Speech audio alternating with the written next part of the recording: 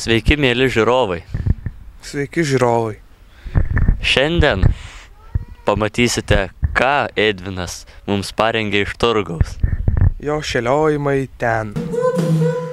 Šį gražų saulėtą ir ankstyvą pavasario rytą mes esame niekur kitur kaip Kupiškio turguje. Nuo seniausių laikų garsėjantis Kupiškio turgus krizės akivaizdoje atrodo nekaip. Nors kita vertus žmonių daug. Ką manote apie Kupiškio turgų?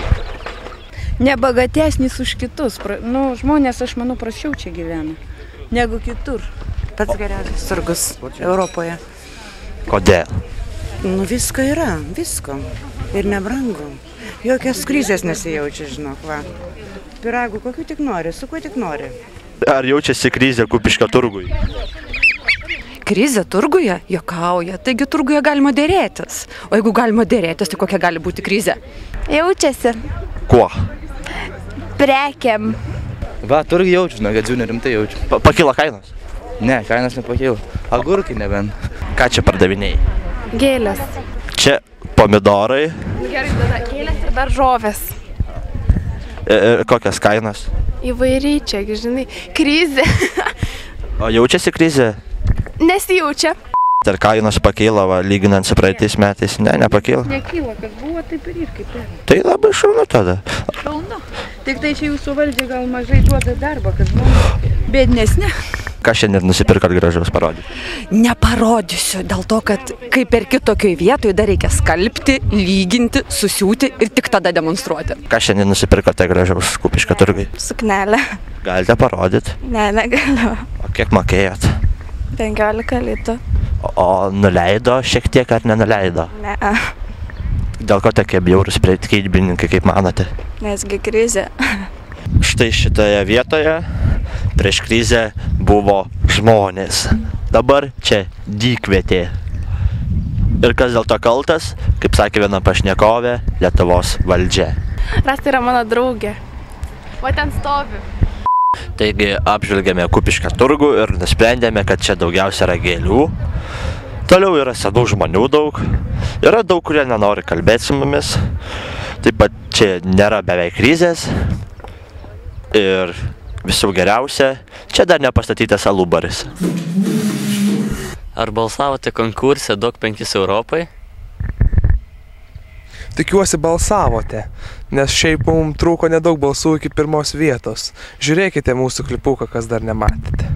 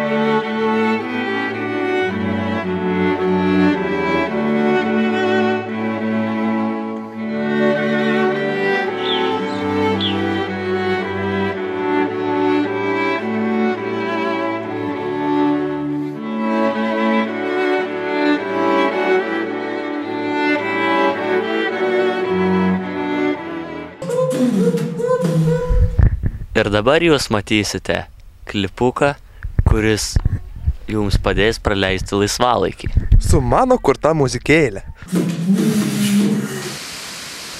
Štai ir vėl su jumis gumos patarimai. Šiandien mes jūs pamokysime, kaip pasidaryti, tiksliau, sukonstruoti ir pakelti į orą aitvarą. Mes nieko jums daug nepasakosime, tiesiog žiūrėkite ir mokykitės.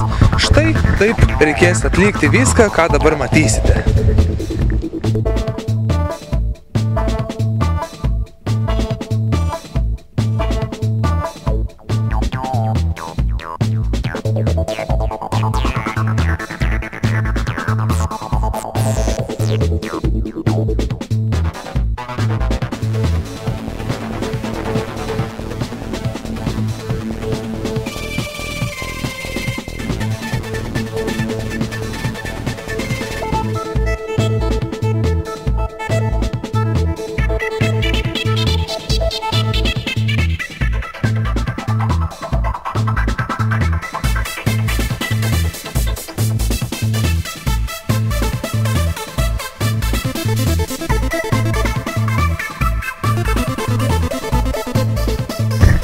Štai kaip prasmingai jūs galite praleisti laisvą laiką.